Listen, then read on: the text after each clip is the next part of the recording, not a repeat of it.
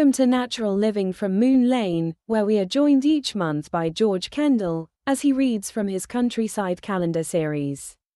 And so to the month of June. June is one of the most evocative months, and it arrives with a warmth that feels like a homecoming.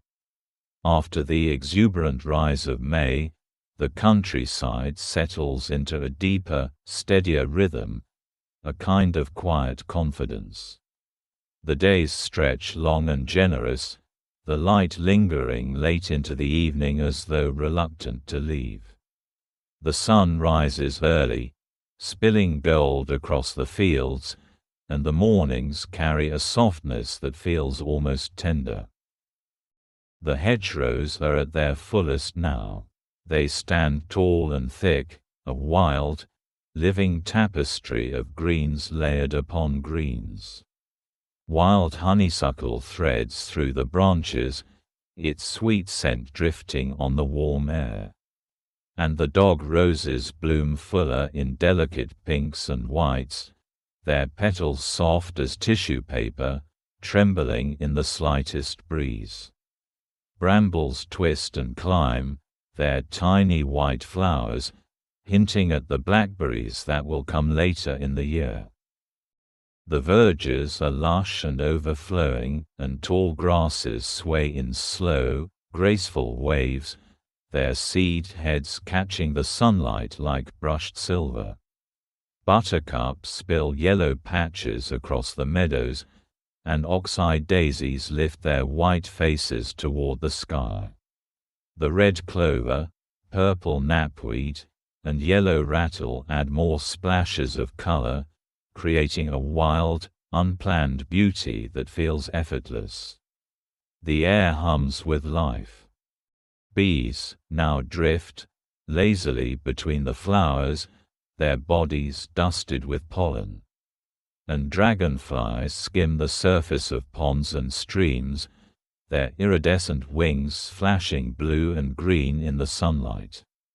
An array of butterflies dance above the grasses, meadow browns, small tortoiseshells, and painted ladies, each one a fleeting brushstroke of color. Birdsong continues, but it changes in tone. The frantic urgency of spring softens into something calmer, more settled. Skylarks rise high above the fields, their song spilling endlessly from above, and swallows swoop low over the meadows, their wings slicing through the afternoon air. In the evenings, the soft cooing of wood pigeons drifts from the trees, mingling with the distant bleating of sheep. The fields themselves are a study in early summer abundance. Wheat stands tall and strong, its green slowly deepening toward gold. Barley ripples in the breeze, each movement like a wave rolling across the land. The oilseed rape has faded now, its bright yellow flowers replaced by darkening seed pods. Hay meadows grow thick and heavy, waiting for the right stretch of weather to be cut. And when that weather comes, the countryside transforms. Haymaking begins, a ritual as old as farming itself. Tractors, with swathers hitched, move through the fields, cutting the long grass, and leaving it to dry in the sun. The scent of cut hay drifts across the land, sweet and nostalgic, and carrying memories of summers long past. And birds follow the machinery, darting inward, to snatch insects stirred from the grass. The fields first lie in neat rows, and then are turned. When dried, they are finally gathered into bales that dot the landscape like giant, sun-bleached coins. Farm life in June is busy but contented. Livestock graze lazily in the warm fields, flicking their tails at the flies. Lambs, now sturdy and confident, wander farther from their mothers, exploring the hedgerows with curious noses. And cattle stand knee-deep in grass, chewing slowly, their movements unhurried. Farmers walk their land in the long evenings, checking fences, watching the sky, and feeling the pulse of the season beneath their boots.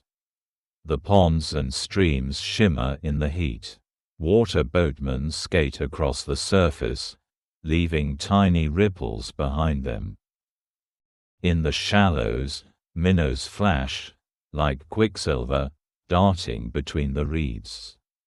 June's weather is warm, but never oppressive. There are hot days, of course, days when the air feels thick and still, and when the horizon shimmers with heat. But there are also soft breezes, drifting clouds, and sudden summer showers that fall in warm, heavy drops, leaving the world steaming gently in their wake, and rainbows appear often, arching across the fields like a blessing. Evenings in June are quite magical. The light softens into a honey pink, turning the fields golden, and the hedgerows deep green. Shadows stretch long across the grass, and the bats emerge from their roosts, flitting silently above the lanes. The scent of warm earth, cut hay, and honeysuckle hangs in the air. Windows glow softly in the dusk, and the countryside feels timeless, suspended in a moment that could belong to any year, any century. June is the month of quiet abundance. It is the countryside at ease with itself, warm, generous, and humming with life. It teaches us that growth doesn't always need to be dramatic. Sometimes it is steady, gentle, and deeply grounding. June is the first breath of summer, the warm hand on the shoulder, and the golden hour that lingers. Thank you to George and his Countryside Calendar episode. As the last rays of sunset settle, we arrive at the end of the month, laden with its blessings. Thank you for watching. I'd really appreciate if you could like and subscribe. And please join me next month for the following episode of Countryside Calendar from George Kendal.